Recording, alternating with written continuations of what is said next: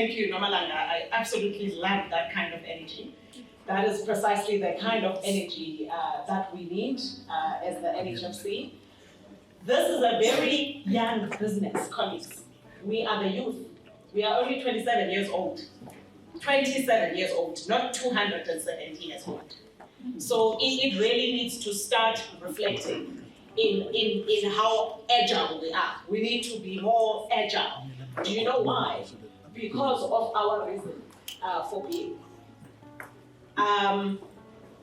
So I'm here to take you through, I'm going to take you through just to remind everyone, you know, all of us, I would have thought by now, you know, because some of the colleagues have been with us for quite some time. Some colleagues have been in the NHFC for, you know, longer than 15 years in certain instances, but some have just joined us. And so I want to remind everyone, I'm not sure what's happening here, what the business is all about, why we exist. You know, Simon Sinek says, start with why. I'm sure all of us know Simon Sinek. He's you know, he's an author and a motivational speaker. And he says, in anything you do, particularly for corporations, but also us as individuals, with anything we do, you have to start with why. Why are you in it? Why are you doing it? What are the reasons? What is the reasons? What is the reason for the existence of the NHFC? So I'm here to remind you just about what the vision and mission of this organization is. But more importantly, we are about to migrate to become the Human Settlements Development Bank. Now, the Human Settlements Development Bank has an even bigger mandate than the mandate of the NHFC.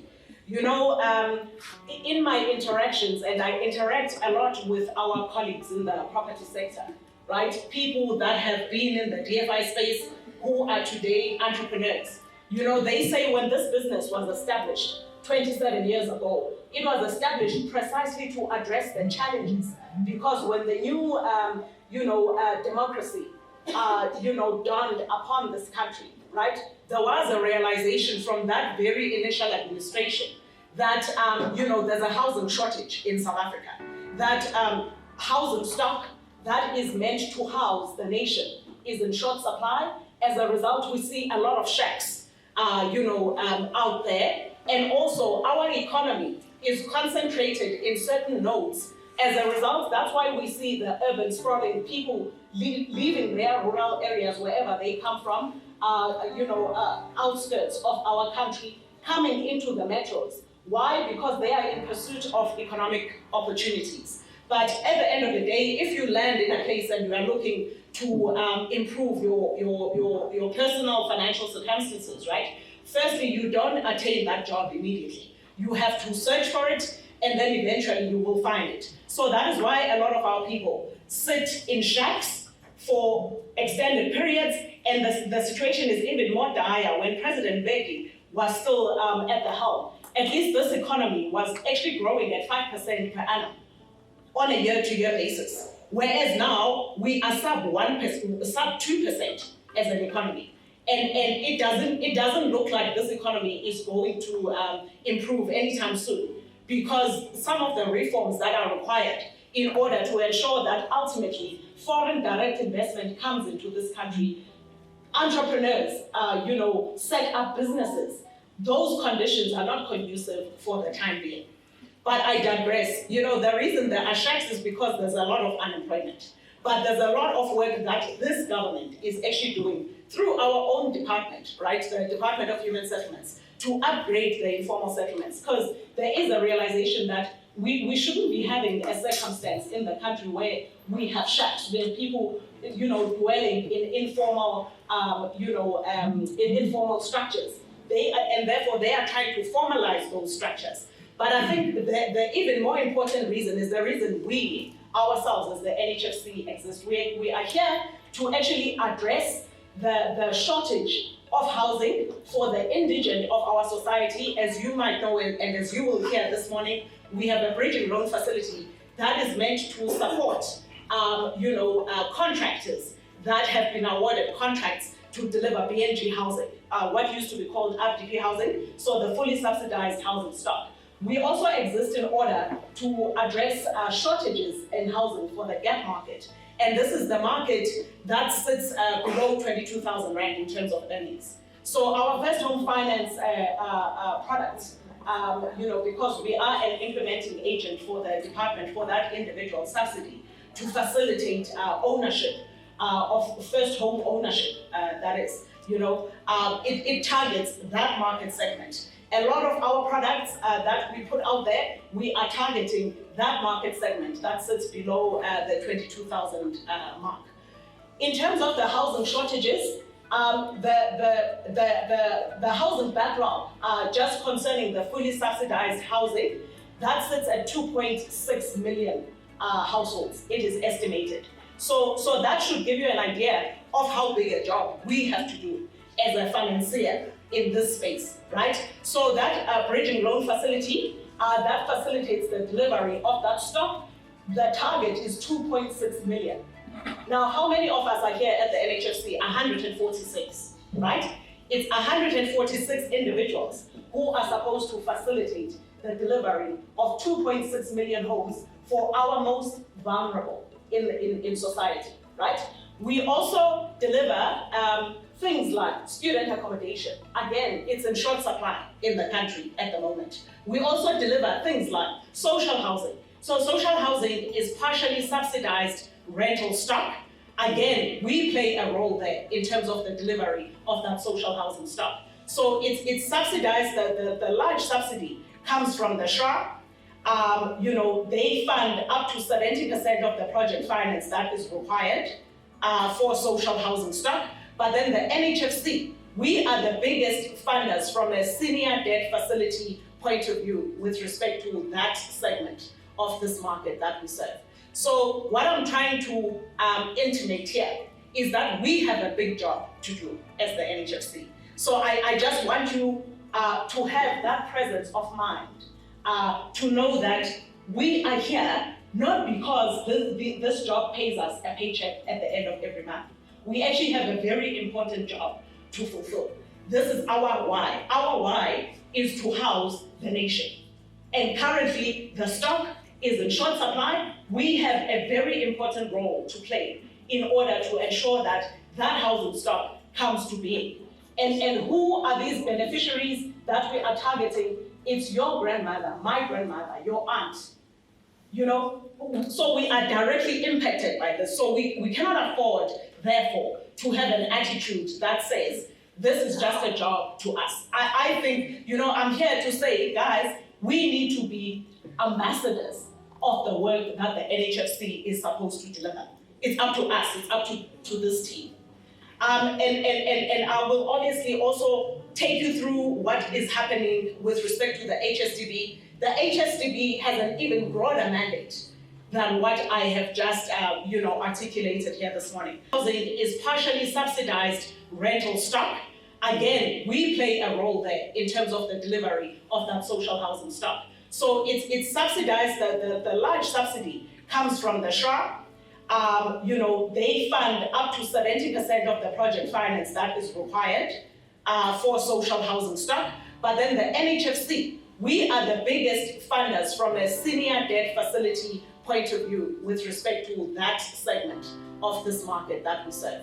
So what I'm trying to intimate here is that we have a big job to do as the NHFC. So I just want you to have that presence of mind, to know that we are here not because this job pays us a paycheck at the end of every month. We actually have a very important job to fulfill. This is our why. Our why is to house the nation. And currently, the stock is in short supply. We have a very important role to play in order to ensure that that housing stock comes to being. And who are these beneficiaries that we are targeting? It's your grandmother, my grandmother, your aunt. So we are directly impacted by this. So we cannot afford, therefore, to have an attitude that says, this is just a job to us. I think, I'm here to say, guys, we need to be ambassadors of the work that the NHFC is supposed to deliver. It's up to us, it's up to this team.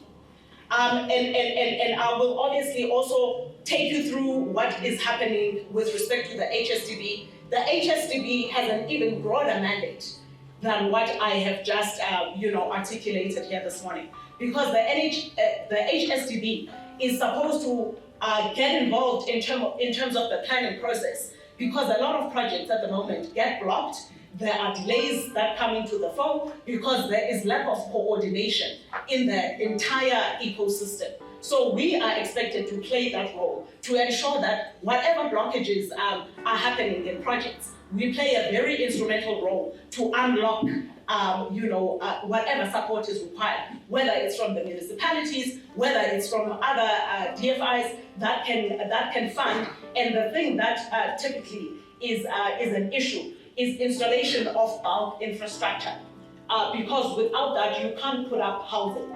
You can't put up any kind of human settlement. So the executive team in the respective, in our core business, right, is gonna take you through what each of us do, what those various divisions do, and really the purpose of it. Firstly, it was something that this town hall was inspired by one of you. It was inspired by staff at a last staff engagement. You know, there's a lady, I don't remember her name, maybe, I'm sure she knows herself. Who was she? Do you remember? A lady who said, we don't really have a full appreciation of what we do as a business on a broader level. Yes, in your own unit, you might know what that unit is about, but you don't have a full appreciation of what we do as a collective, so that people get to appreciate and understand what their role actually contributes to what we have to deliver as the NHFC. Does that person remember themselves? Who are you? Stand up. We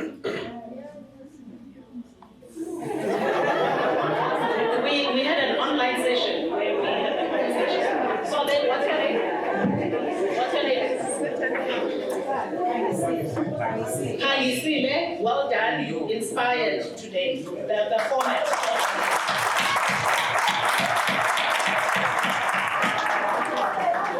So because of Kanyisile, all of us will get to appreciate what this business do on a very comprehensive level.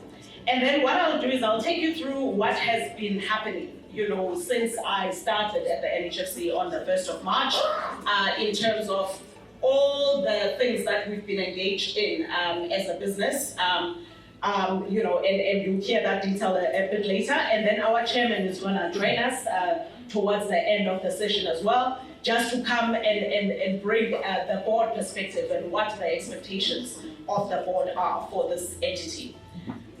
I mean, I don't necessarily want to hog, because I've already said quite a lot, but just to remind you, colleagues, we have a set of values that we developed as the NHFC.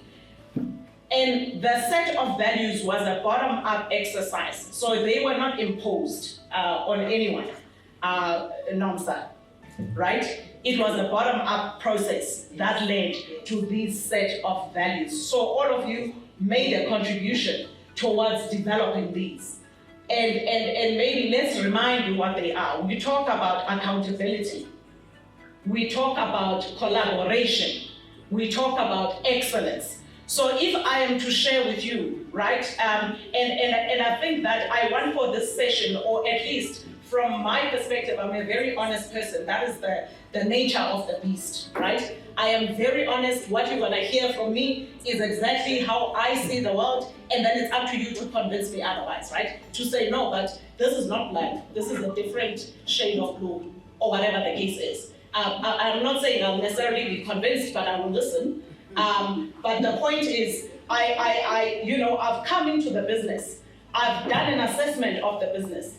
I shared with the executive team as well as the board a diagnostic of the business based on the things that I have picked up in the business, right? And one of the things, colleagues, I think as the NHFC, we have a culture. That's why I wanted to remind everyone just how important we are in the context of the South African nation as an institution. So we therefore cannot afford to take our job and to take the NHFC not seriously. You have to take the NHFC seriously. And we have to take ourselves seriously, given the fact that, so many people rely on us to actually do what we do effectively so that there is proper delivery and impact on the ground. The culture that I've landed and that I've witnessed and that I've been experiencing in the almost 8 months that I've been at the NHFC, right, is one of lethargy. That's why I'm saying we are a 27-year-old business. We are not a 270-year-old business. Walking on a stick. We are not that, colleagues. So we really, and this is an appeal. It's not a lecture. I'm not shouting. I am just passionate. I took this job. I took this job not because I needed it. I took this job because I understood what this entity is supposed to deliver for the nation. I love South Africa. I'm a patriot. I love my country. And when I left my job at Sanlam, I was the CEO of the Sanlam Investment Management entity, right? Blue chip financial services, private sector business. But I left that job and I said to myself, my next assignment is not going to be another corporate job. I don't want that. As a result, I took my time, before God presented the opportunity to come to the NHFC, right? So I am, I need for the colleagues, for you guys, all of us, we need to understand the importance of this business. We are therefore going to be embarking because right now, the culture is that of the performance, guys. So you've seen in the APP numbers, right? We performed at 19% last year, out of 100. That's complete failure. Escalated, you have failed dismally if you've performed at 90%, right? We failed dismally, and that is the reason there are no bonuses that have been declared for the last financial year. And the chances are that even for the next financial year, it's going to be exactly the same situation, right? Because we've already tracked our performance. We are currently sitting at 46% for the year to date to the end of September in terms of our performance. And the department, our shareholder, they measure us in accordance to what have you produced concerning the APP. And I mean, we are having engagements because the manner in which they measure delivery of performance is quite binary, which is not fair, that's my fight to fight, and I'm gonna fight the fight with the executive team on your behalf, right? So we cannot afford to therefore take a posture that says this is just a job. It's a means to an end. It's too important. It's important for us. And actually, I do want to go as far as saying, colleagues, if that is going to be the attitude, rather go to an entity that is not as important as the NHFC. Usale abantu la in this business who want to do the job and who want to see the NHFC succeed, make a difference, the difference we were supposed to have made since 27 years ago. Because things are now going to change, we're gonna have to start doing things fundamentally differently, right? Like I said, too important an institution. If you don't wanna work for an important institution, sishiye, please, leave.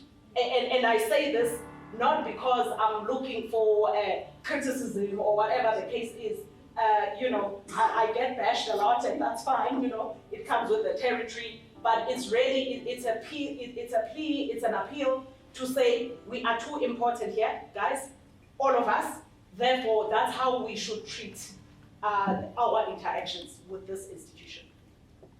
And with that, I'm going to hand over to the team that's going to be taking us through the various presentations, and then I will come back a little later to then take you through what the business has been up to for the past 8 months, just so that everyone is on the same page. Thank you very much for listening.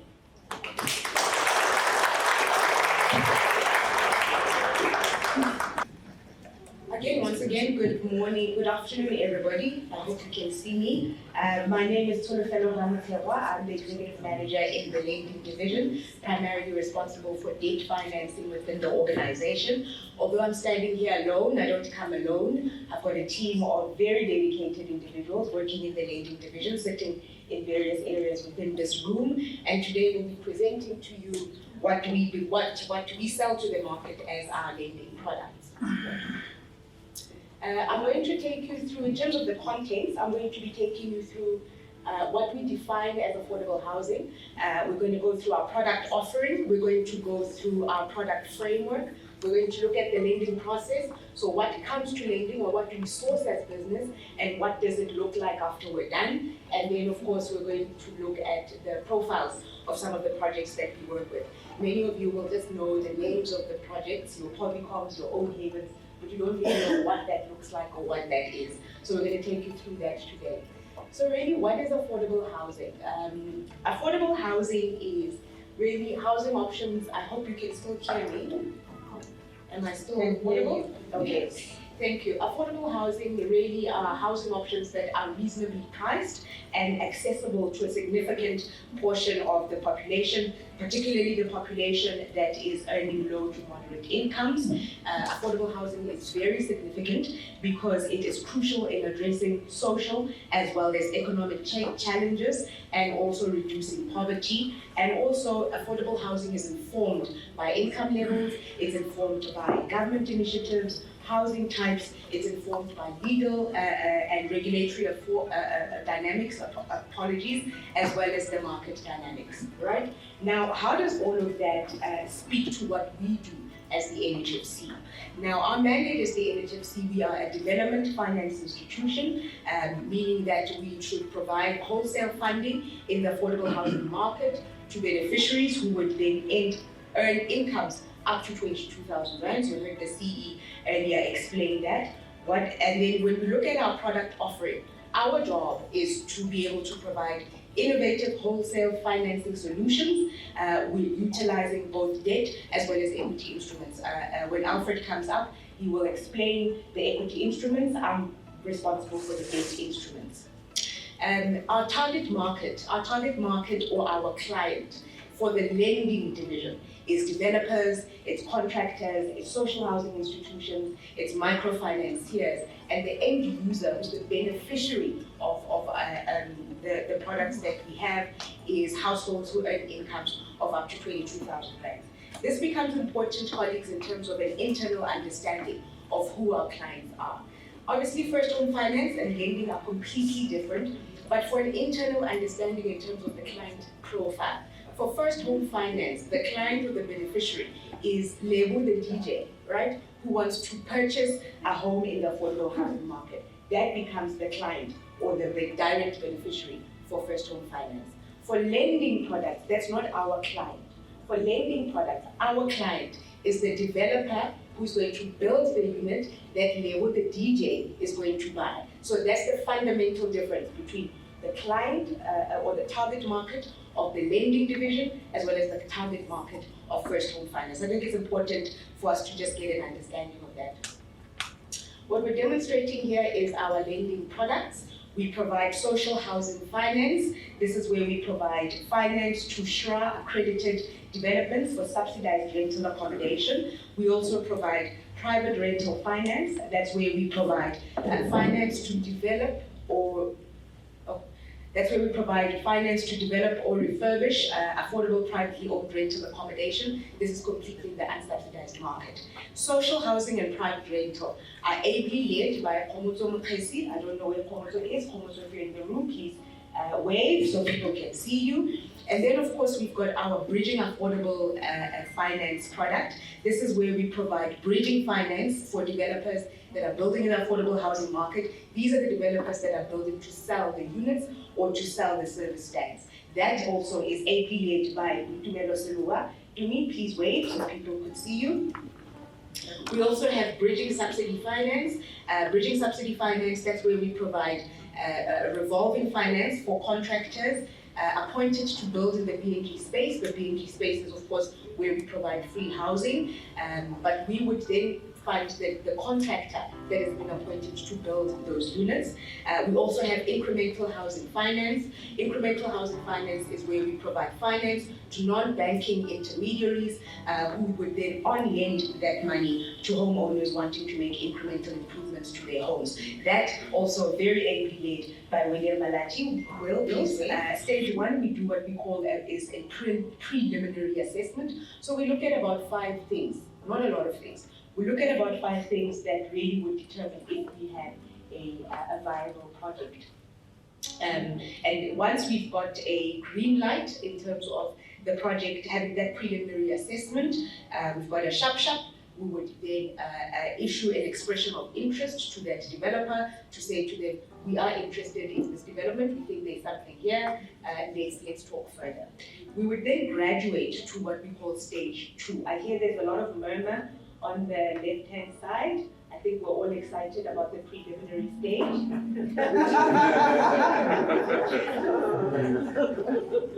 Yes, that's where a lot of work happens. So a lot of excitement there.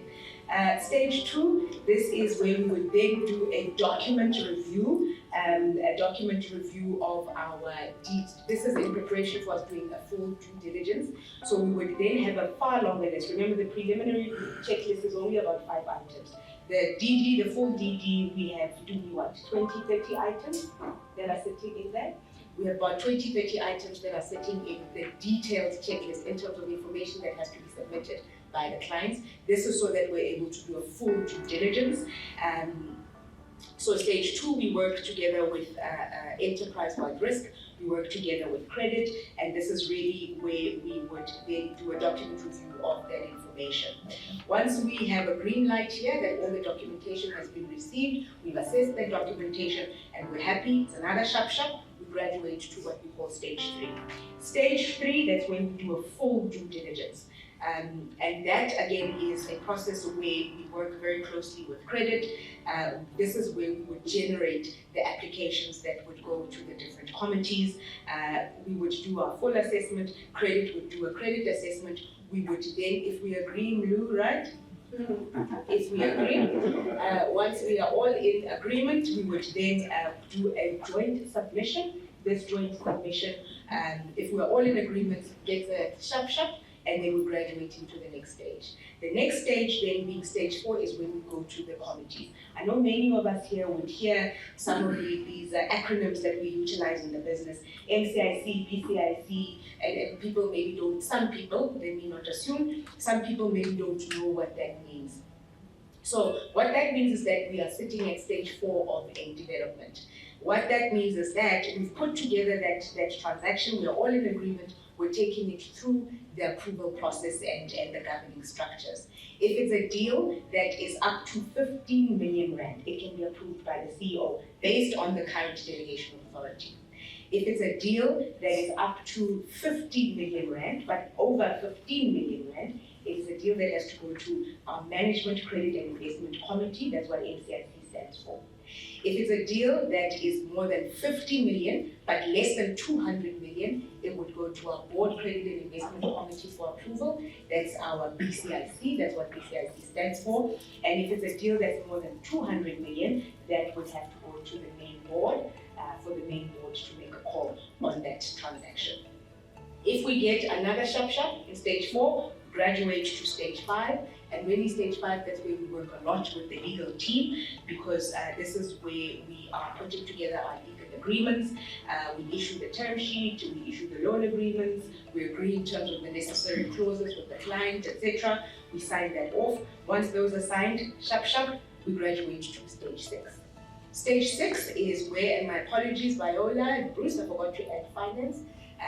Stage 6 is really where we work a lot with credit, with legal, and especially with finance, because this is where we would be doing the disbursements. So this is where we track progress that's being done on site, and once we've tracked that progress that's done on site on a monthly basis for the projects, or based on the requirements of the intermediary, if we're dealing with an intermediary, we would then disburse that money on a monthly basis. So once that is done, and again, I almost done, this is my last page, I promise. Well, not last slide, but last page of notes. Once we are done, then we managed to build these beautiful buildings that we will be demonstrating to you right now. Again, this is really a fraction of what we do as lending. We're demonstrating here that once the disbursements are done, of course, the buildings are up. This is your left-hand side. That's a project that we did, Bus 4, by Bus 4 being the applicant, a project that we did in Pietermaritzburg, and the client relationship managers responsible for that project is Portia and Futi. Portia and Futi, if you could wave if you are anywhere in the room. I can't see the wave, but that's Portia and Futi that will be responsible for that.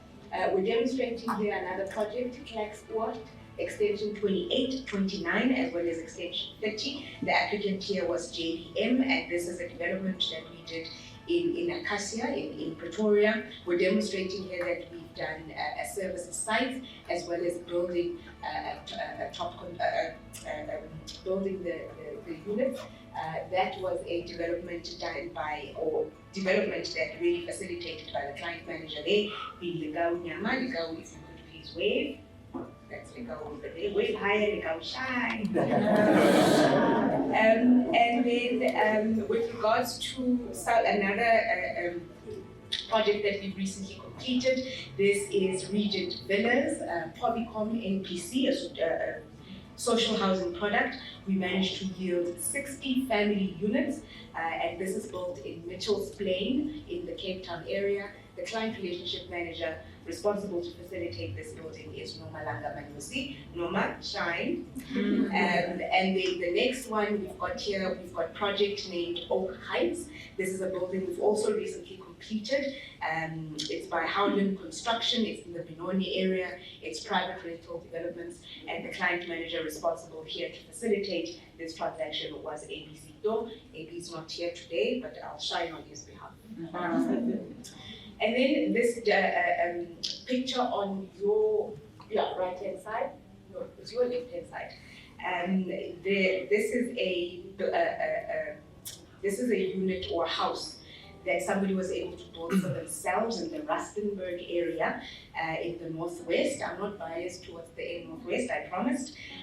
But this is something that somebody was able to build for themselves in the Northwest area, having gone into a facility agreement with one of our clients, being Tutugani Housing Finance. And then on the right-hand side, before I get to the right-hand side, of course that would have been facilitated by our incremental housing team. Will, please wave. And then lastly, we've got our project recently completed. In fact, in March, it was officially opened by the Minister of Human Settlements herself. This is a social housing development that we completed in Maitland, in Cape Town. We were able to build 204 family units, and the client relationship manager responsible for this beautiful building is Maboi Bulife. Maboi, please shine. Thank you very much. I hope we have been able to demonstrate to you today what it is that we do, also demonstrate to you today who it is that we serve, and hopefully demonstrate to you how each and every one of us in this room contributes positively to building family homes in South Africa. Thank you. To ascend to the stage.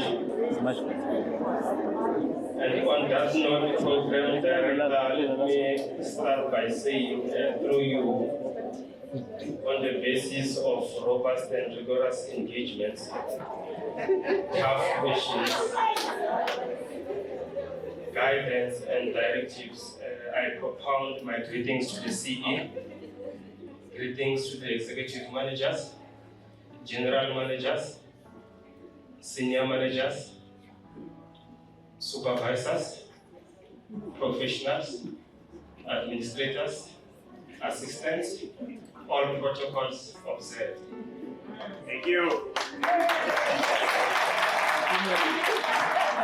I am presenting corporate finance offerings.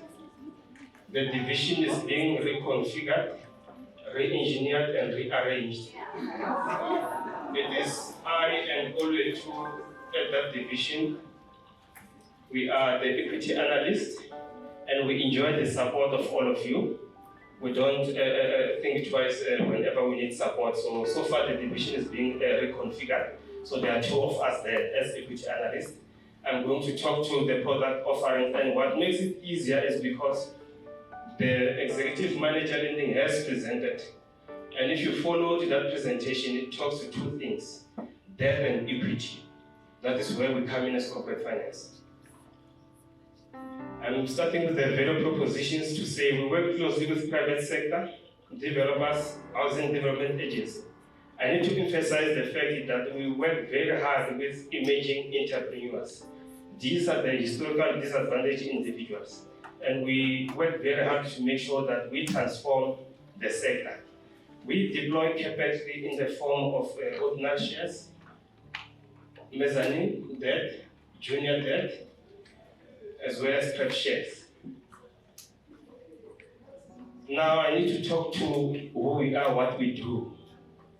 The NHFC financials have got some notes. I think it's from note 12 there. You get to see the entities that the NHFC controls. Your CTC, HIP Trust 1, HIP Trust 2. It's on the left-hand side when I look at the screen. Those are the entities that NHFC has got absolute control in terms of powers. But there are also entities where we are a minority shareholder, and on the basis of the stake that we hold as NHFC, we categorize them as associates. Again, this is also incorporated in the NHFC AFS. The same applies for non-controlled entities where we have got very little stake, and on the basis of the agreements or arrangements, even if the stake appears significant, I'm talking now IHS, we don't have control there, and we categorize them as non-control. But this next slide here, I'm just reflecting the key investments where the investee companies have got a significant role in the market or are playing a significant role in the market. We've got TAF, which is an inner city entity focused commercial loan financier. Their balance sheet is excessive as well, reflecting about 3.5 billion. NHFC was instrumental in the formation of TAF to be where it is. And I must say, I reflect back in some of the meetings where the executive manager credit will say, corporate finance team, when are we getting the new TAF? And therefore, the CE has invited you to say, if you are able to be innovative as one of the NHFC values, approach the CE, and we will be looking forward to be able to respond to the question to say, when are we getting TAF? Through your contribution innovatively, we will be able to respond to that question very soon. Housing investment partners, again, NHFC was instrumental. This is more of a mortgage loan financier, but their structuring of the product is very creative because it's not linked to the prime rate. What it does is it's linked to the salary increment, meaning the pricing of the loan is aligned to the salary. So instead of the loan moving with prime, the installment will move with the increase in your salary. This is one of the entities that NHFC has invested, and it's significant. The group of HIP has got 2 trusts where we control those trusts. We invested in junior debt, but HIP Pty Ltd, we are invested as a shareholder there. We also invested in the form of working capital. IHS, I've spoken about it. This is a private equity fund with preeminent reputation in affordable housing. This entity assisted significantly in terms of NHFC achieving the desired outcome or impact on the ground. Fund 2, NHFC invested about 300 million, and we mobilized private sector funding to achieve about 11,000 units through this IHS. We are again invested in social housing entities, IHS social housing, but that has not yet hit the ground. We are still going through the processes there. We've got evolution credit. Executive lending spoke about incremental housing and emphasized the fact that this is one of the main products that contribute to our impact. And this is the entity previously called Real People, a micro lending business with a nation reach. We are invested there, and again, the instrument that we have in this entity is in 2 folds. We've got ordinary share capital as well as EPIC note, that is the quasi equity. I'm just replicating what the lending executive has done here. That's why I'm saying it makes it easier to present after lending, because this description, again, it was there on some of the slides.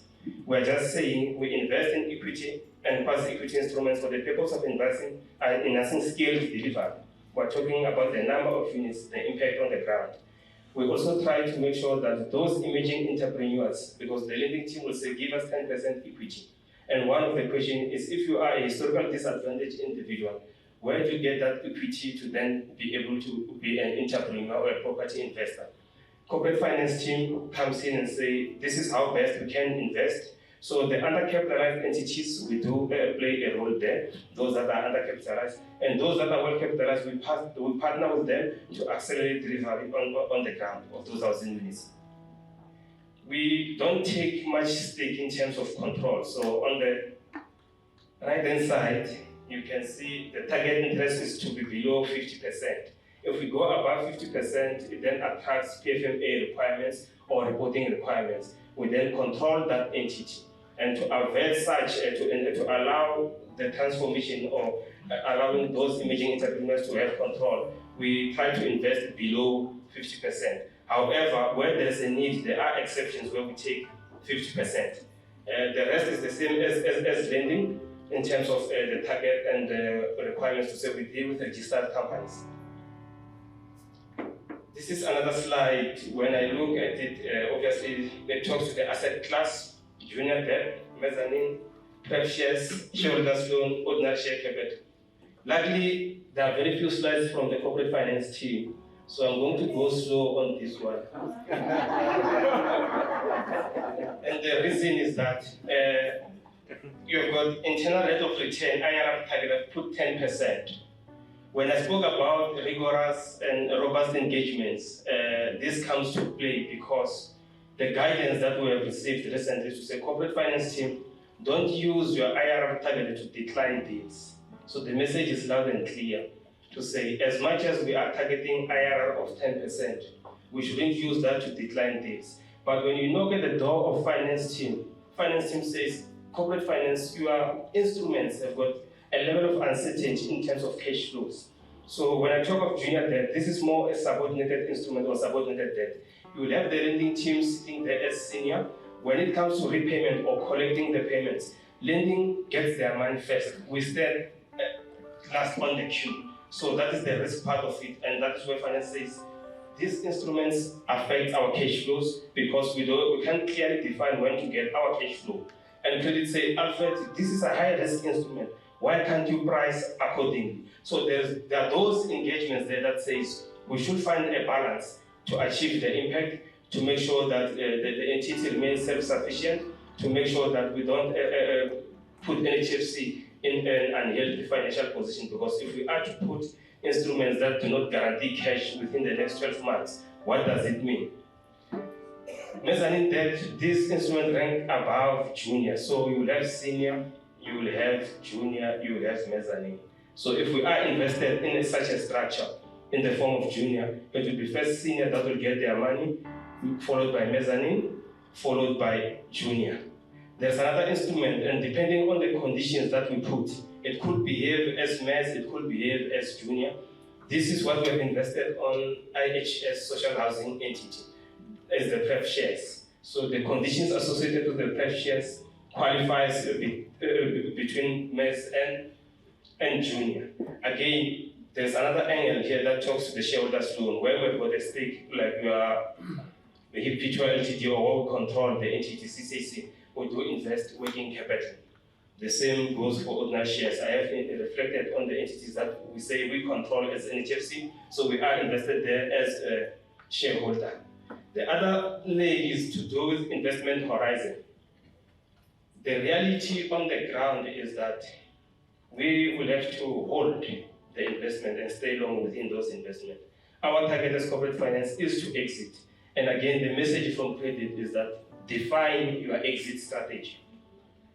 And when we model, we do lots of numbers crunching. When we do the financial modeling, so far it indicates that we'll have to either exit after we've settled or the senior has received their money, or after the junior or MES, depending on our investment, simply because we want to achieve a certain return.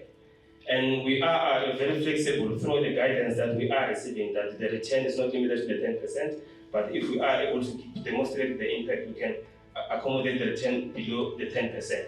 So depending on the investment horizon or the financial viability, lending team, as mentioned, he speaks of financial viability like a Bible verse. So that is very true. We also have to go that route and say, when we present a transaction, we need to demonstrate financial viability. We need to demonstrate the desired return that are achievable, and more than that, we need to talk to the impact. We need to respond to the transformation. So we do desire to exit within 5 years or 7 years, depending on the nature of that instrument.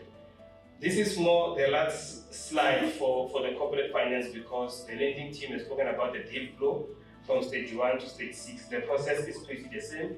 As I said, ours is very small in terms of presentation. Thank you. Elevate yourselves, please. There we go. That's the credit team. There we go.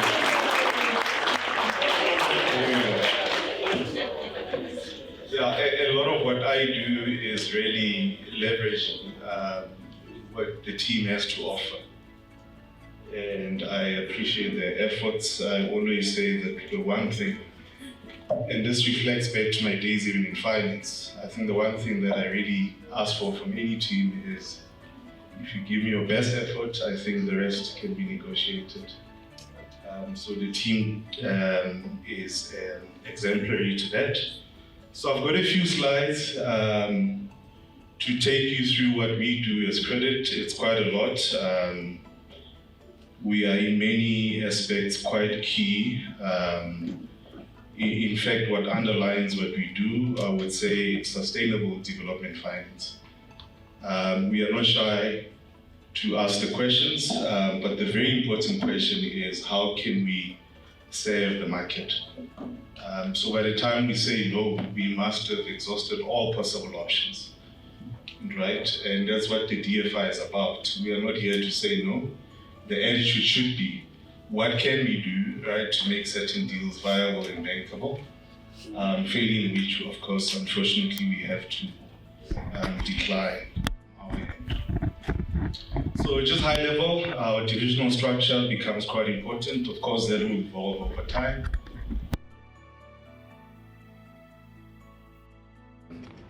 And then key performance indicators, I think it's quite important that you understand what is it that keeps us awake at night. And of course, the key functions, and then from a stakeholder point of view, the type of reports we generate and who we serve, and then also some highlights that indicate some prospects and some areas that we are currently focused on. I mean, basically, anchoring credit and improving certain methods and just our practices. Okay, so here we are. So I think what's key on this slide is, look, NHFC is here to extend credit and equity instruments. But as I said, what's important is that we need to do so in a sustainable manner. And how do we do so? We need to have a basis, right, in making decisions, right? So how you invest, it's not how you feel on the day. You need data, you need systems, you need things that support your decision. And from that, you're able to either say yes or no, right? Do we approve, don't we? And if we do, on what terms and what conditions, right? Do we attach certain decisions? And then, of course, the most difficult part is that we need to collect on the book. So we haven't done our work unless we're able to see the money coming back into the account. And the whole idea is that unless we collect, we cannot re-advance, right? We are set up as a self-sustaining entity, so the money needs to flow. We give money, money comes back, we re-advance. And what's becoming quite important is that, unlike the past that we come from, where we were only geared as a business, where we are now is that things are difficult in the fiscal environment. We all know that, and much as we'd like to go for the easy option, where the shareholder simply allocates an additional billion, 2, 10, whatever it may be, that's an unlikely scenario. So what it means is that we need to leverage our balance sheet. Now, with leveraging, what funders want, they need to see your ability to collect. They want to understand and unpack, and basically have the necessary appetite, right, from an asset quality point of view, right, that they're attracted to give you the funding that you need, and against that, you need to demonstrate that you can collect. So very important, this is the purpose and basically what gives life to the credit team. So very important, and I think at this, I'm just going to converge a bit Tsulu's sort of presentation and together with what Alfred presented. But if you go onto our financials, what you will see is that essentially there are two asset classes that we're invested in. One is where I'd say about 75% or so of where our capital is allocated, which is less riskier. So there's the debt instruments that is sold to the market with Tsulu and team. And of course, the corporate finance leg, where we do our equity deals. I think Alfred is the segments of business that I'm responsible for are fairly new segments of business, and exploring various aspects of our business. I will start. Perhaps let me start with. I'll start with the strategic partnerships briefly, and come with program management and incubator programs, just support the other streams of business that we are doing. That question of complexities that we're dealing with, if perhaps I can add to that pot of complexities that we're dealing with. We, as a sector, we're faced with a number of challenges. One of those is fiscal challenges.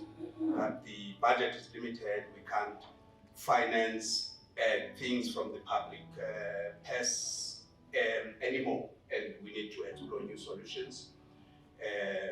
The recognition that financiers like us, who have got an influence on what shape the cities are taking, we need to not just be the takers of what developers prescribe to us as to where they want to make their developments, but we also have to influence where developments are done, so that we improve the structure of the cities and improve their efficiencies in the use of infrastructure, in strengthening markets for informal sector in terms of the economy, and all that, those good things that come with the densification of cities.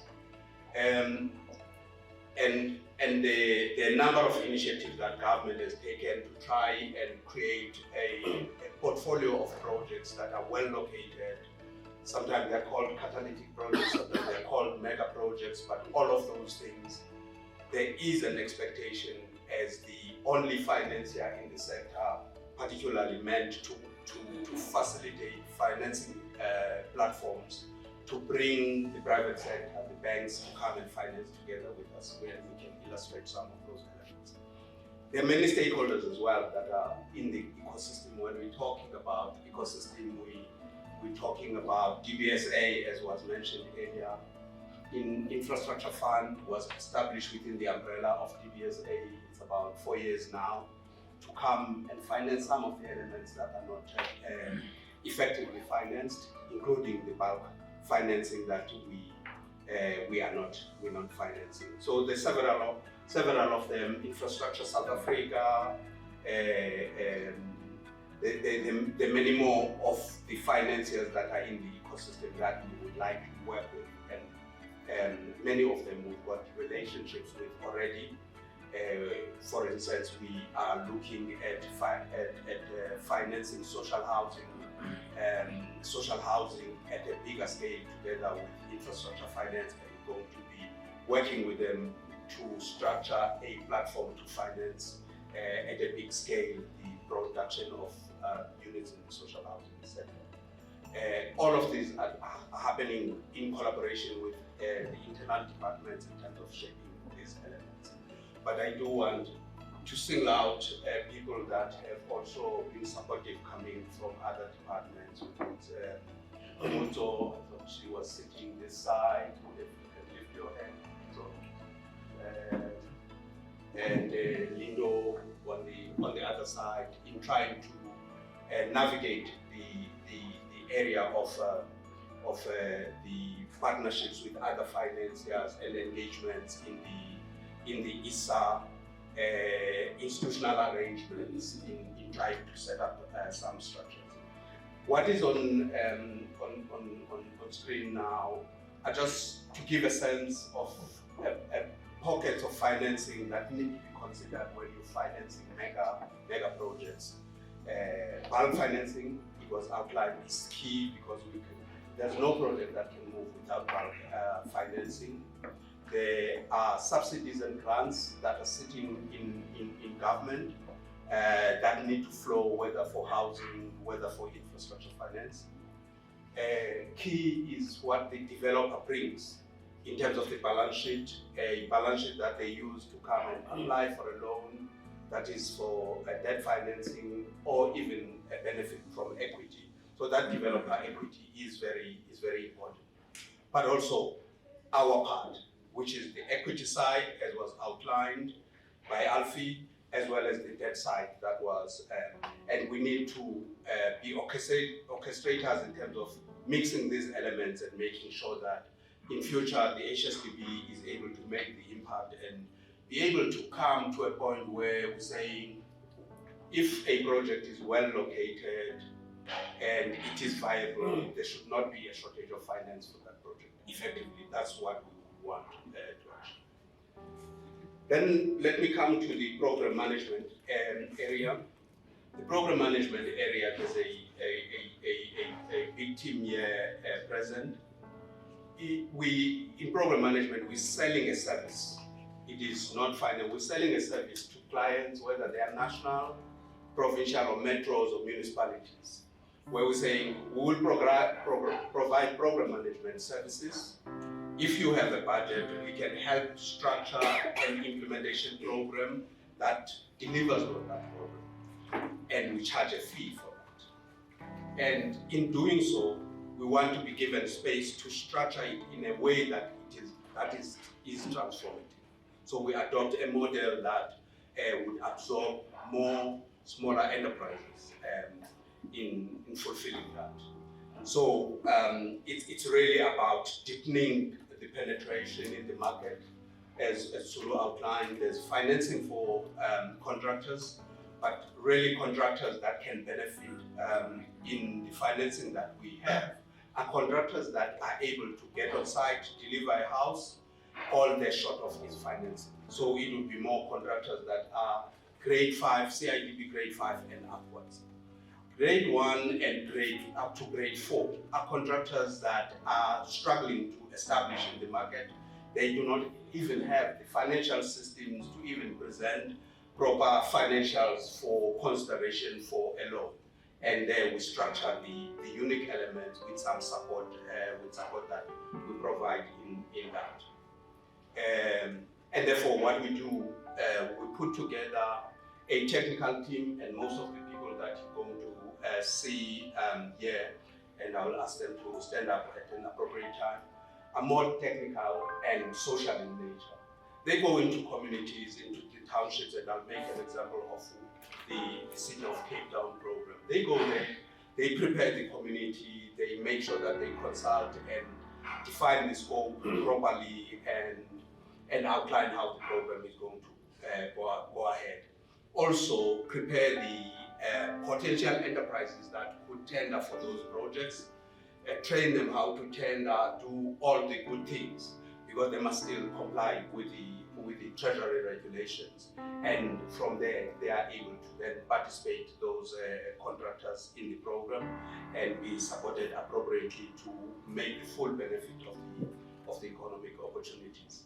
There may be some outsourcing that is done, but in totality, we should demonstrate that we consider in the fee we charge, we consider the work that is done by SM, the work that is done by finance in terms of releasing payments, the work that is done by legal in terms of preparing loans.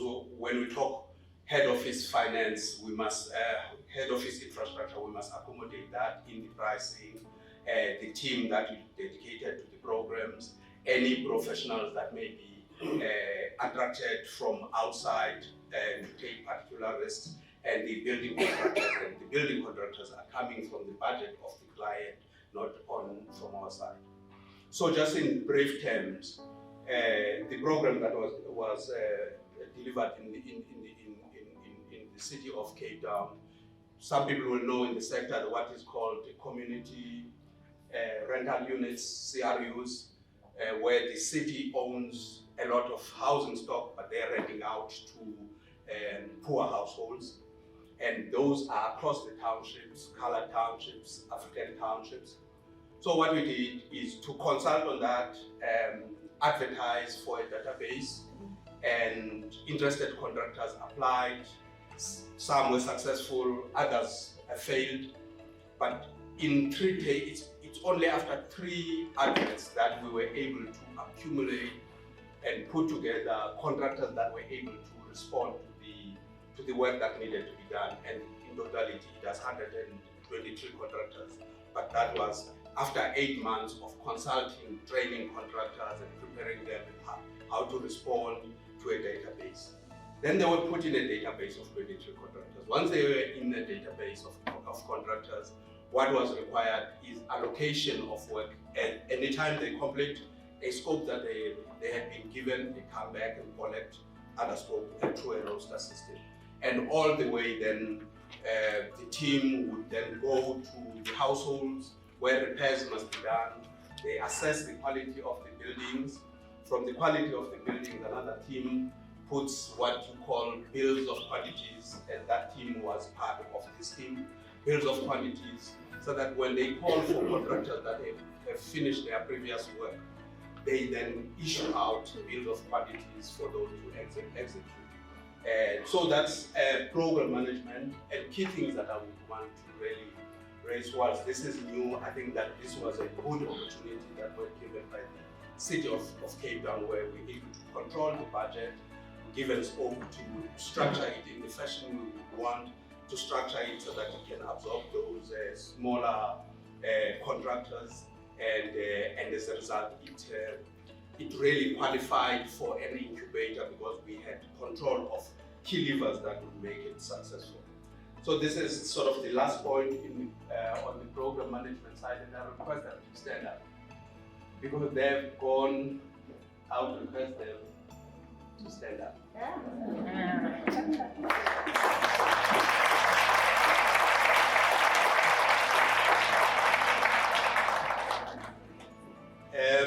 They've gone through thick and thin, but particularly those that worked in the city of Cape Town. They would go into a township, they need to work. When they get at the entrance of the township, it's gang wars.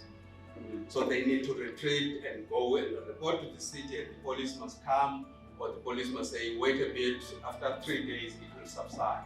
And then they go test out again. Similarly with contractors, one of the colleagues who's not here, who exited the team, was it was a near fatal hijacking, but it was just by blessing that he did not die. They shot on the left arm, and because of that bone, the bullet hit that bone, it would have gone straight to the heart. And so those were the types of things where periodically we'll intervene and have our employee assistance program to sit with the team, to debrief the team so that we can deal with the traumas and stresses of work. But they did an excellent job that was acknowledged by the city of Cape Town. Collect other scope through a roster system. And all the way then, the team would then go to the households where repairs must be done. They assess the quality of the buildings. From the quality of the buildings, another team puts what you call bills of quantities, and that team was part of this team, bills of quantities, so that when they call for contractors that have finished their previous work, they then issue out bills of quantities for those to execute. And so that's program management, and key things that I would want to really raise was, this is new. I think that this was a good opportunity that was given by the City of Cape Town, where we're able to control the budget, given scope to structure it in the fashion we would want to structure it, so that it can absorb those smaller contractors, and as a result, it really qualified for an incubator because we had control of key levers that would make it successful. So this is sort of the last point in on the program management side, and I request them to stand up because they've gone. I would request them to stand up.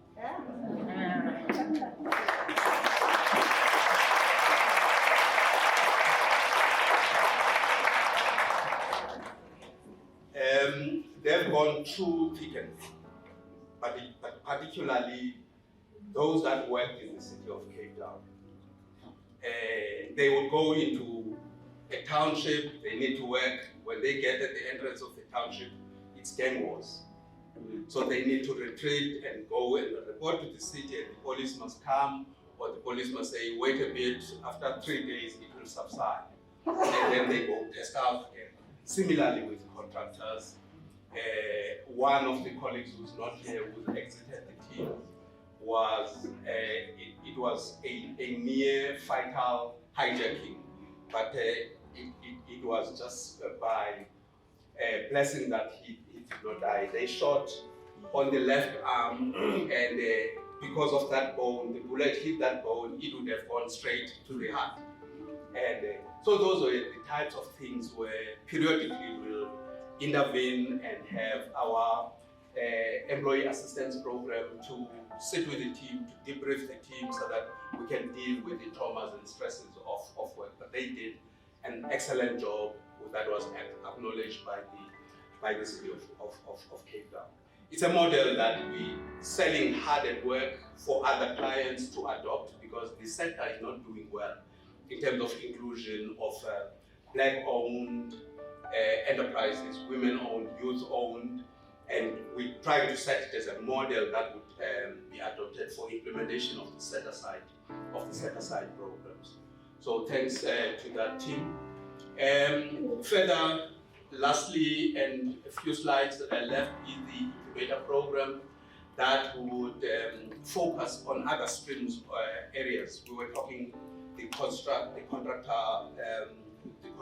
development area, but we need to be looking at residential developers, whether they're developing for mortgage or developing social housing or developing for rental, including incremental finance. And there are many engagements that we're making together with the other colleagues, particularly in credit and lending, to explore solutions that would cover these areas so that we make sure that new entrants or emerging developers do join in this area. We're looking at the value chain that was outlined by Tulu earlier on, and look at the areas where developers are struggling and see what mechanisms can we put in place to support them effectively.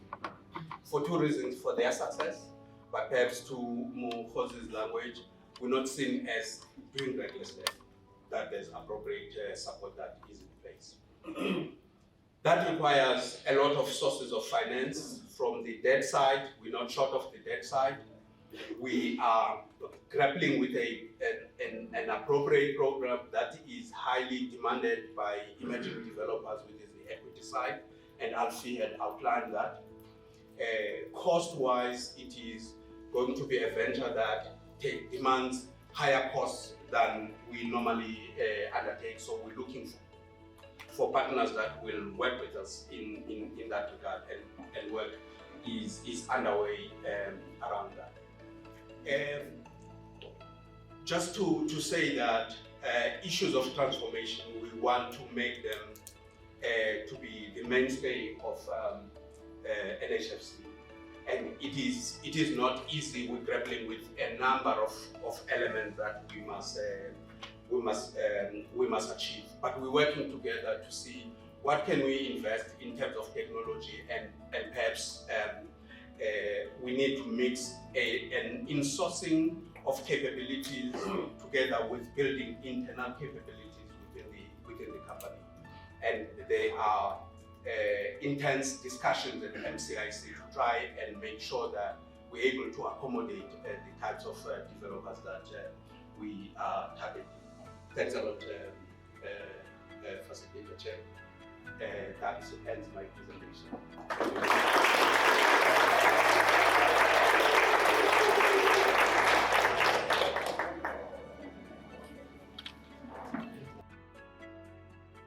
Very happy that I'm part of this occasion as we end 2023. Delka, I will not make a mistake that you've read it, because I don't have to call you back for it. But first and foremost, let me start with my team. You know, I'm so blessed that I'm working with my grandchildren.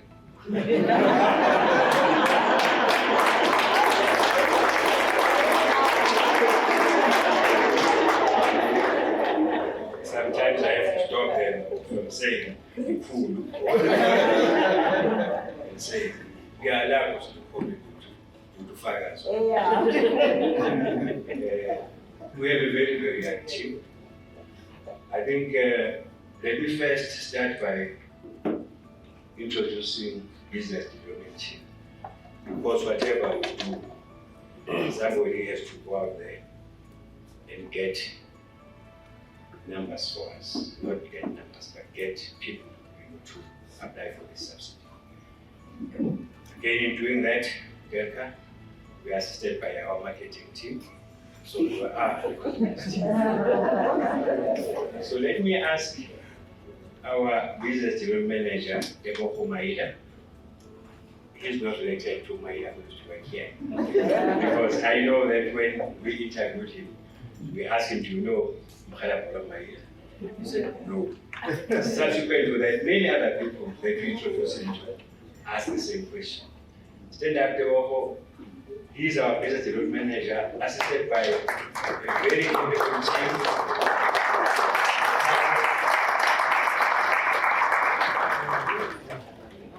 Please, Sakile, all the BDM team.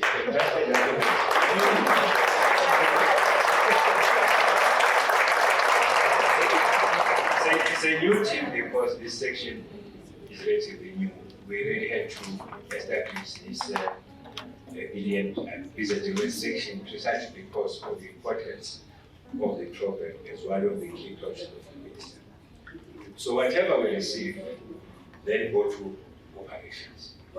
In operations, we have front office and then we have back office. The front office has a call center or contact center section, because when people hear about this program, they want to know more. Some will want to apply, they want to be assisted. So we established a call center or contact center section.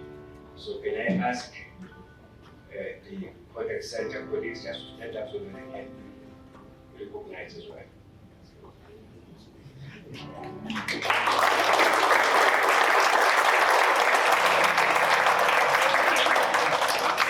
And I said that this team works under front office, which is headed by Debohan Jian.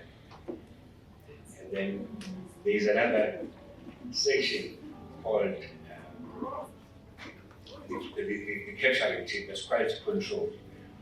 And then Debohan is assisted by the agenda and the team. Maybe if I can just ask you, Debohan, as well as the party control team, to stand up so that you can be recognized. I'm afraid colleagues are going to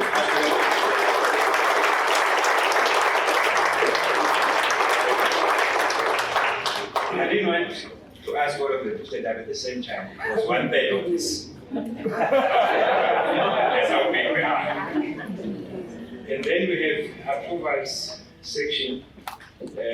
Can the approvals team stand up, please?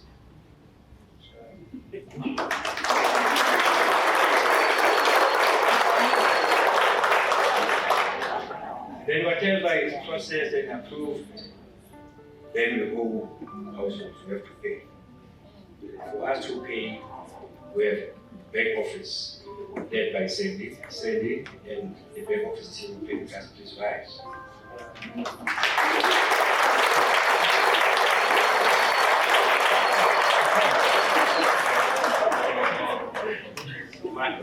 Maybe at this stage, let me just acknowledge the support that we get from other divisions of the NHFC.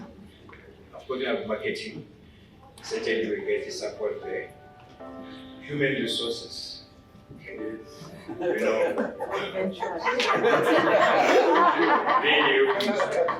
I had to know from Benny that he has the impact. Yeah. When going to find out Segiakana,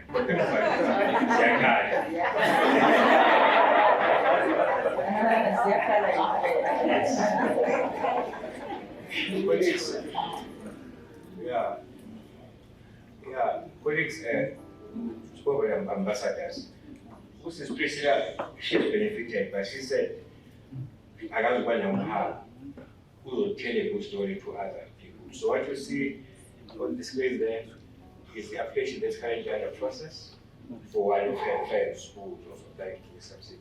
I know that she's not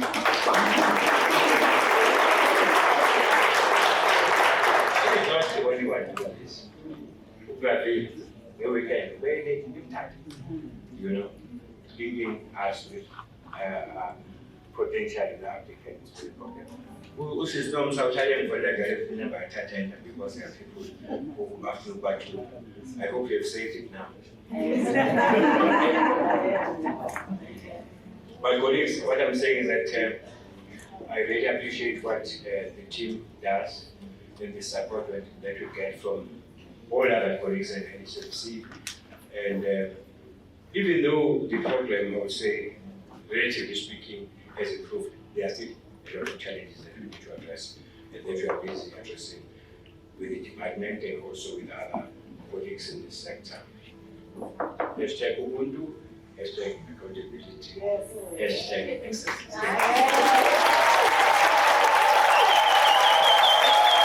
And now it's a time for the stepchild to come.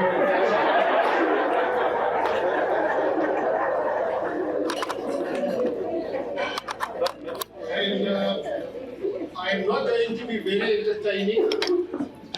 If I make a joke, you will probably only laugh for it next week sometimes because I'm very bad at that. So what I'm going to do is taking you through the basis of the CTCHC. And the unfortunate part of it is that all I can do is deal with history. And I think history is always very boring.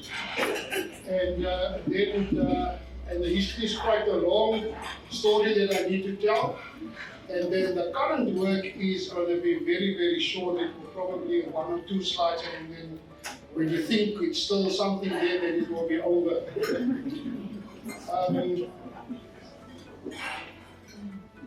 CTCHC was formed in 1998 and we were a social housing institution, and it is formed by a 50% shareholding of the City of Cape Town and NHFC.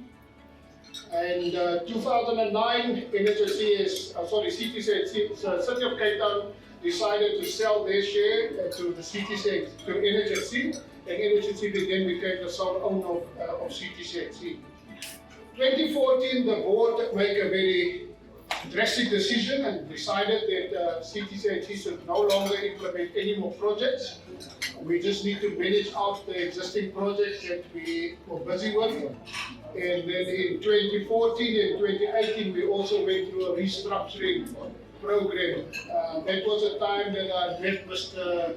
Cleo Makola. He came and he visited us to come and deliver those retrenchment letters to us. So we were reduced from a staff of over 30 to only about 7 of us remaining after 2018.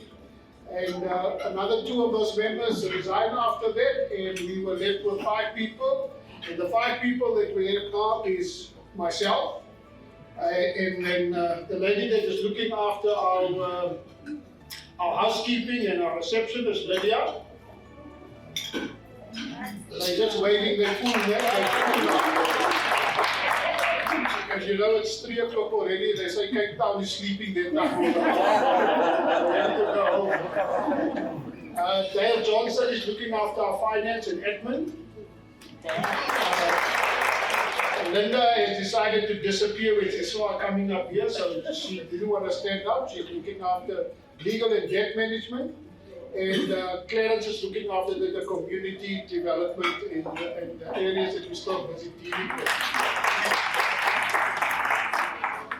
We had some institutional subsidy houses, and we also had some gap housing, and you can see the numbers there. We had 4,031 units of over 14 projects on the institutional subsidy houses, and we had 1,300 houses in 5 gap housing projects. Now, the institutional subsidy, as we all know, we're dealing with the people with a household income of less than 3,500 rand a month, and it was about 45 square meter houses that we built in the beginning. For the first 9 villages, we actually built 64 square meter houses for the people at that time. It was just afterwards that when the cost went up, the building cost went up, then we moved out to the 45 square meter house. And I think that also became a norm from government at that time. How did we do that? We screen the people by looking at information that we will advertise a project and people will apply. We do submission of the people that who apply, do submission to the Department of Human Settlement, give their names. Human Settlement will then screen them, obviously, to make sure that they're South African citizens, they will make sure that they have never owned a house, and then they will give us a list. We will then go do a credit check on them to check the credit worthiness, whether we can sell, because we use an installment sales agreement to sell our houses to them, so to see whether they can afford a house. We must also admit that in the beginning, that wasn't done very conscientiously and very good, so we probably did get some people that couldn't really afford the houses. And we also needed to confirm employment of the people, and then we did a budget assessment to see whether they can actually pay for this house, and that was to determine their affordability. Now that was done through 3 workshops with the people. In the beginning, we introduced a product to them, the house that we was going to build and where it was going to be built. And then in the second workshop, we will then go through the agreement that we needed to sign with everyone. And also, if the people who was approved, they were allocated the F that they was going to be assigned to, and then they will buy. And in the third workshop, they will come in and they will sign the agreement with the company, and they will also be receiving their keys and moved in. There's a list of where we had 2,474 units of the list of legacy projects that we had built over the years in Cape Town. Those were the houses that was built between 1998 and 2001. Most of those people moved in around about 2001, 2002. They signed a 60-month contract with us, but some of them is still paying after 20 years. That was the project that we signed after the MCA was introduced in the country. The Morgan's Village projects and the Harmony Village, which Harmony Village is actually our flagship project. You will see now when I start looking at slides of what these things look like. And then we also had one restitution project where people was removed from land years ago and they was now restored back on their land. We were also involved in project managed that project for them. That was 36 houses that we did in the Pizarre Circle in Plumstead. Then the next project was houses that we did was a gap housing. We were looking at people with an income of between 10,000 and 18,000 at that time. Obviously, those figures has changed now.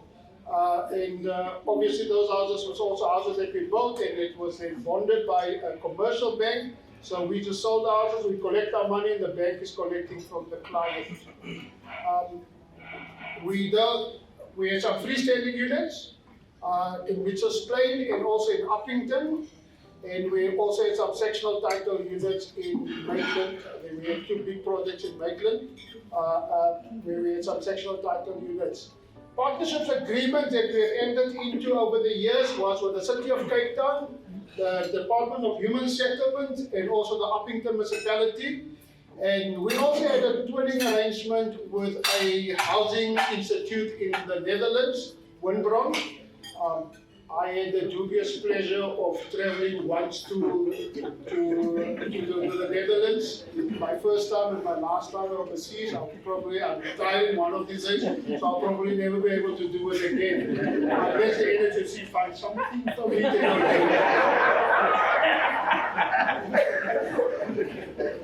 It was eye-opening for me when we traveled to the Netherlands to see how they are actually doing and how they're using their land, because obviously they don't have vast land like we have in South Africa, but it was incredible to see how they're actually doing and how they're organizing themselves. And there was one specific contract that they used that they call the Koopgarant. It was a very interesting concept.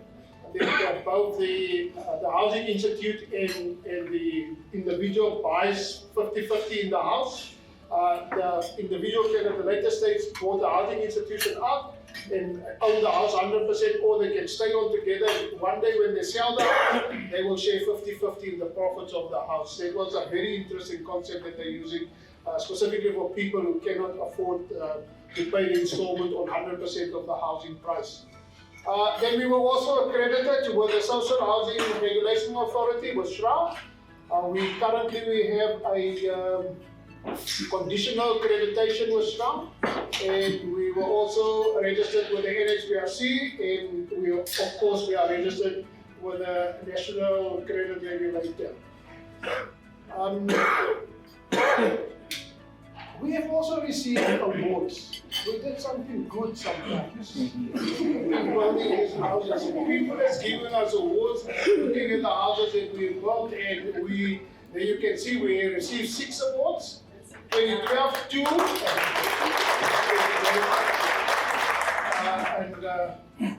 If Fungai was here, we would probably be very joyful about it. In 26, we received the award 2010, 2012, 2014, and 2015. And what was interesting, there was 2 projects that we received Project of the Year awards.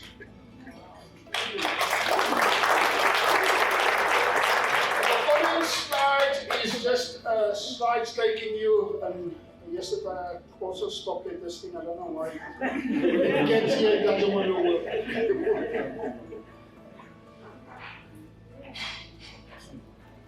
I don't know who's sitting on the thing. There's interest, and we are the losers all the way. Magistrates are also in Cape Town very reluctant to evict people. We once took an eviction order of 10 people to court, and the magistrate said, I'm not going to evict 10 people. Go back, go speak to the municipality, find out from the municipality whether there's other accommodation where these people can be moved to, then you can come back. And obviously the municipality doesn't have other accommodation because the municipality itself has a backlog of over 800,000 units to accommodate people. So then you sit. Magistrates don't want to evict. Magistrates don't want to give an order that people must pay us, and then we're sitting down. So we're now trying a new strategy, and that is to go for foreclosure, and hopefully we will be successful for that. I will be starting with that hopefully next week, and then I will engage NHFC Legal on that process as well. One of our successful routes to collect our money, and it is very small at the moment, is to convince the client who is in arrears to rather sell his house, settle us, and take the profit that he's making from the house. Remember, these people paid 100,000 rand for these houses when they bought it from us. They can now sell these houses for 600,000. He probably owes us 90,000 or 80,000 rand. So he can sell this house for 650,000 rand. So we encourage him to do that. And you will make a profit. You can use that profit to go buy another house somewhere else, maybe a big house. And we are to some extent successful with it. people do that, obviously then we need to sign an agreement, a consent that we agree, because the subsidy agreement says that they must stay in the house, and they can only sell the house after the house is transferred to them and they have lived in the house another 5 years after the transfer.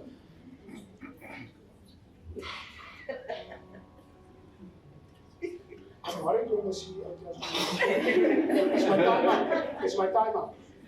Okay, my time up. I must warn you, I'm a preacher. I told you that in the beginning. And the other challenge that we have is that our clients does not pay their municipal accounts either, and the municipality is now hunting us for that money as well. So that is another thing that we're also working on, and also on most of those summonses that I receive, I also deal with NHFC legal with them, and they assist us with those things. And then the last part, and this is my last slide, CEO. Yeah, she's excited about it.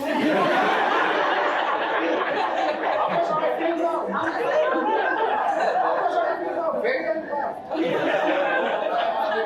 I understand, Charles. We sign transfer papers for our clients in our office, and we submit them to a conveyancer, and when the house gets registered, the deed is delivered back to CTCHC, and we then ask the client to come and collect the title deed from our office.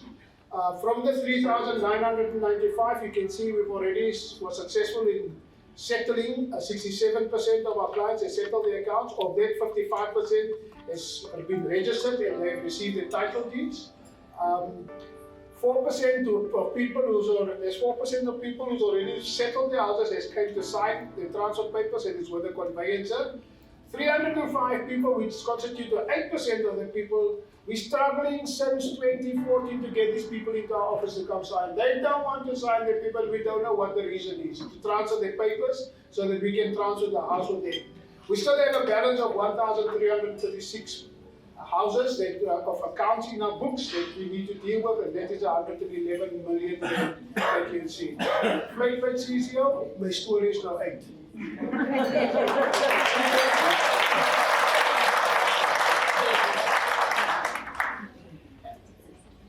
Before our chairman comes on, and the youthful among us instructed me. They said, we saw in the corner that something is idle there, so please don't keep us too long for this session. So the drinks beckon. I understand that, so I'm going to try and not keep you here longer than is necessary, but I'm going to go through basically taking you through some developments that have been happening in the business over the past 8 months, just so that you are properly plugged in and you know what the entity has been doing and where we are going as a business.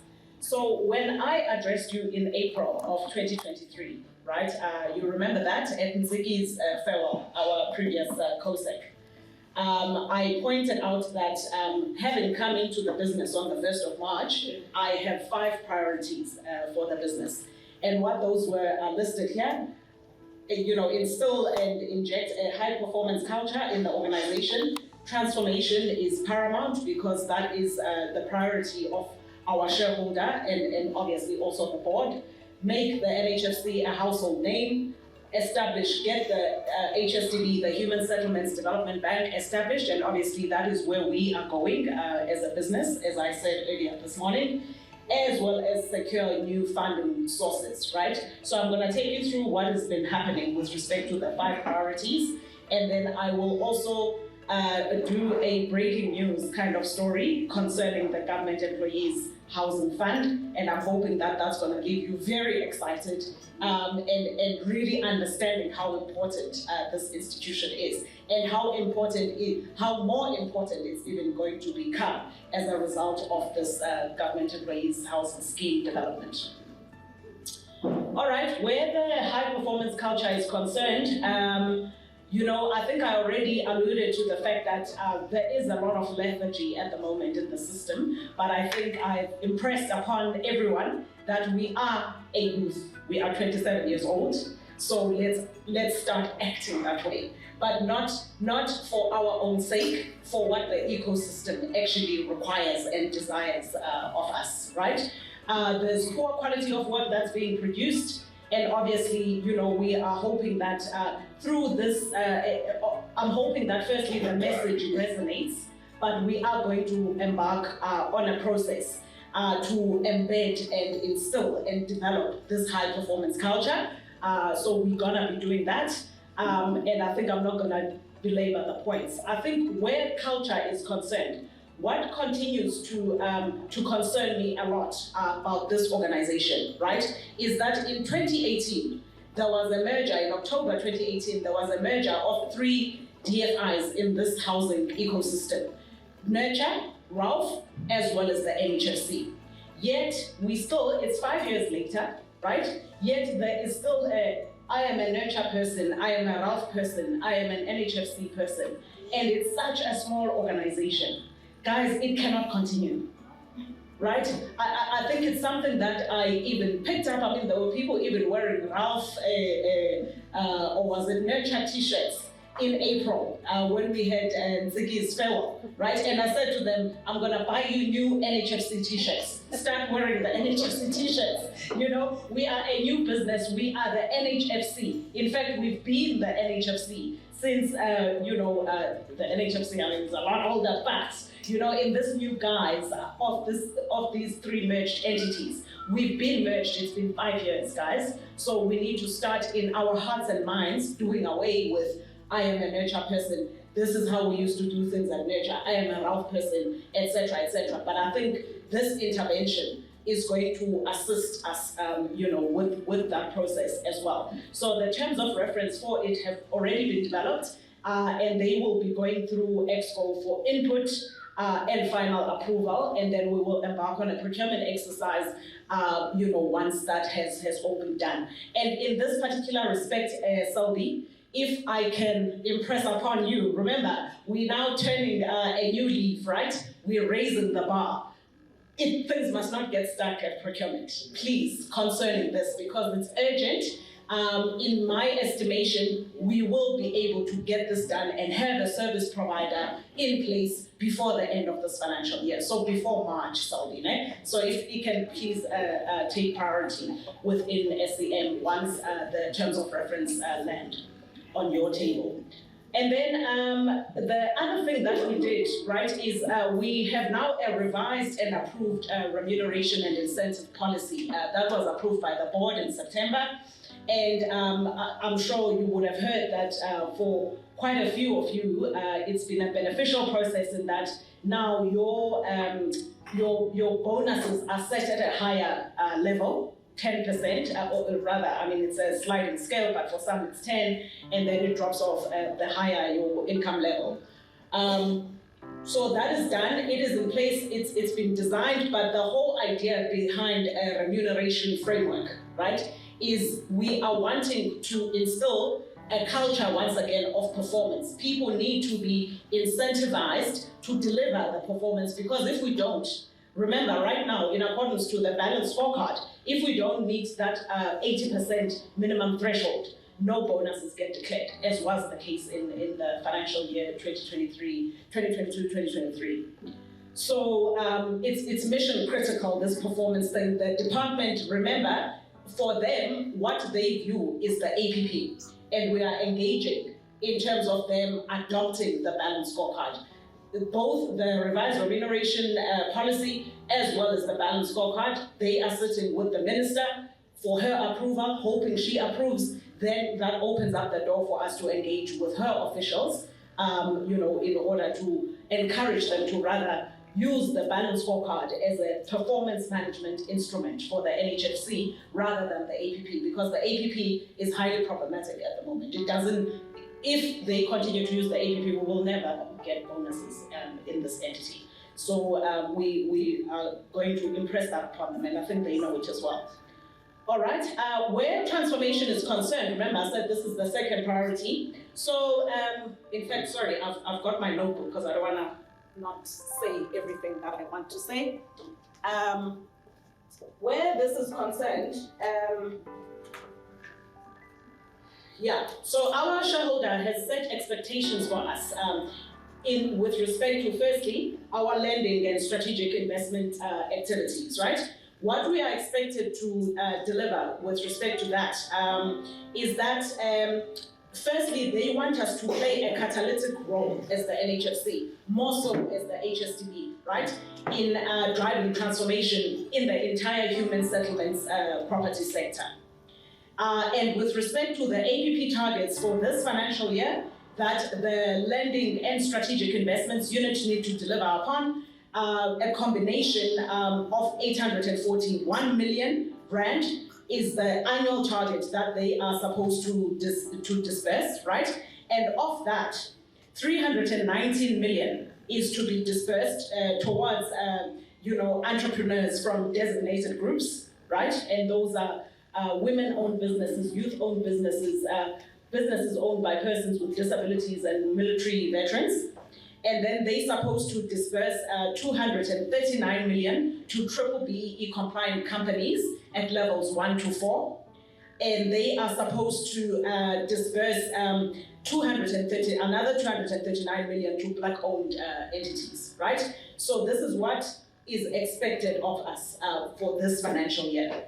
And then the other thing that is expected of us in what is run, the programs that are run within Viewers unit, is that the value of payments, once again to designated group-owned contractors, those must amount to 75 million. That's the target for this year.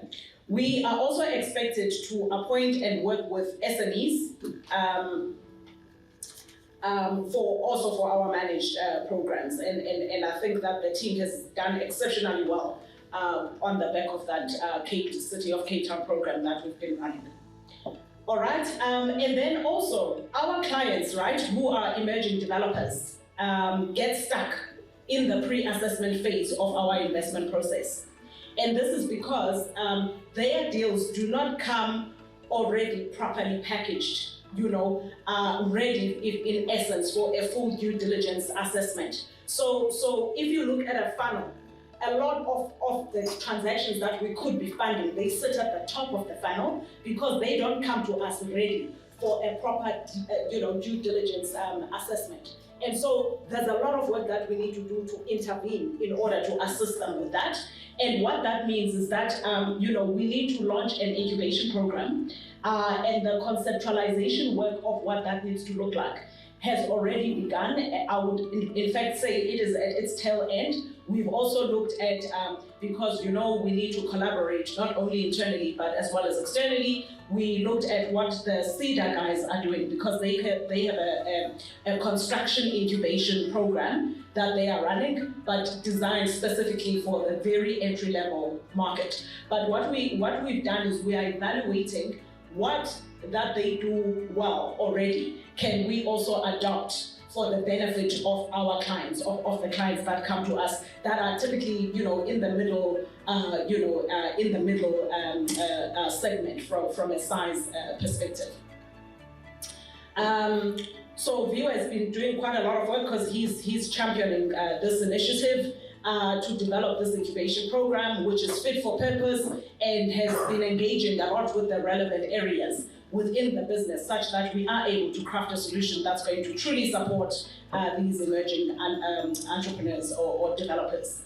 And what I wanted to say is that, by the way, this is not work that we are doing because we are charitable. Obviously, it's expected of us, but we are doing it in order to help ourselves as well. Because remember, if we do not get deals through the funnel, get them approved, we cannot meet the disbursements targets that I've just taken you through.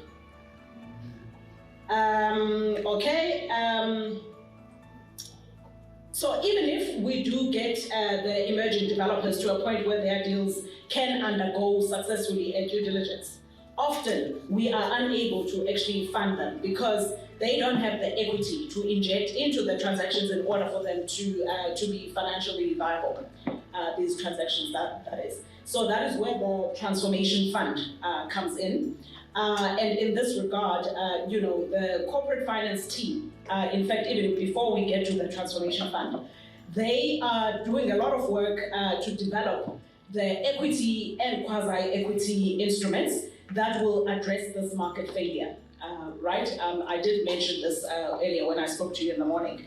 And the other thing that we are doing is we are wanting to launch a transformation fund. A lot of preliminary work has happened already in this regard. And really, the reason we are going the route of launching a transformation fund is if, for example, the people that we are earmarking are institutional investors such as your retirement funds. Now, retirement funds understand, the limited liability partnership as a structure, not a structure, but like as a vehicle. Thanks, Mohot. As a vehicle to invest into unlisted, investment opportunities. And so the reason we are launching the fund is not only to expand and address the need on the ground, but it is also designed to leverage those third-party funds to also come and address the problems that we are supposed to be addressing in this market. Now, this is the most important piece of work that the Corporate Finance Unit has to do for the human settlement sector at large, right? And because currently we have a two-man team within the unit, Zolani Pondwana recently, as at the end of October, he went on early retirement, so he has left the NHFC. So there's a two-man band left standing, and they simply do not have the capacity to produce this work at the speed and the pace that it is actually required. So we're going to get a corporate finance advisory firm to come in and get the fund set up for us, advise us on appropriate instruments. So over and above the work that's already going to be happening, is George in the room in the lending unit? Okay, so yeah, George, I've already made a plea to you because George comes from the private equity environment to say, can he also get involved in terms of the work that is happening, that the team is doing at the moment. But this corporate finance advisory firm is gonna come in, also weigh in with respect to that, the development of these appropriate instruments, and also do an assessment of how that particular unit ought to be optimally structured in order for it to deliver efficiently on its mandate. Now, the terms of reference for this, once again, are being developed, and once again, Selby, because we're gonna be procuring a service provider, you're really gonna have to, come to the party. This is priority number 2, and this also needs to happen yesterday, right?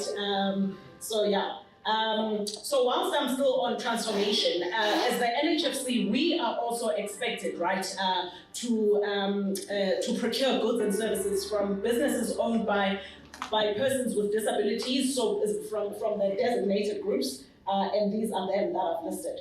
So the shareholder, I was at a MINMAC meeting yesterday, and they were presenting, or they were asking, or rather the finance unit presented how the various provinces are delivering on this, because not only is it the provinces, the metros, that are expected to do this and get it right, it's also all the entities within the human settlements sector.